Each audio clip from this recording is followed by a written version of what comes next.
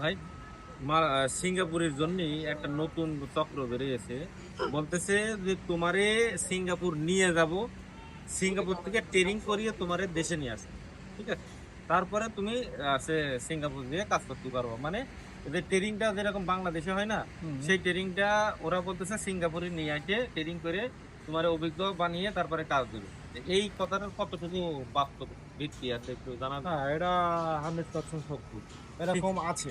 মানে এখন কি নতুন চালু হয়েছে না হ্যাঁ, আগে থেকে? এখন নতুন চালু হয়েছে, আগেও ছিল, তবে এখন এটা অনেক বেশি দেখা যায়।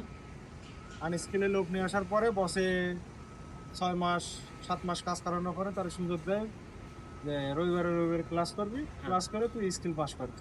তো এটা আছে এজেন্টের সাথে কন্ট্যাক্ট থাকে। হ্যাঁ। পাস করার পরে সে যদি মনে করে যে ওই পাস স্কিল পাস করার পরে সে যদি মনে করে যে ওই কোম্পানিতেই সে থাকবে, তাহলে থাকতে পারে। আর যদি মনে করে যে না, আমি এই কোম্পানি থাকবো না, আমি কোম্পানি চেঞ্জ ও করবো, তখন চলে আচ্ছা, যেতে পারবে, আচ্ছা, যে আচ্ছা, কোম্পানি তার চেঞ্জ মানে করে আসতে পারবে। ও আচ্ছা, আচ্ছা, মানে এখানে এসে একটা ট্রেনিং সেন্টারে পরে ওখান থেকে তোর এখানে ভালো একটা কোম্পানিতে আবেদন করে আসতে পারবে। হ্যাঁ, আসতে পারবে। তাহলে এই জিনিসটার বাস্তব ভিত্তি আছে।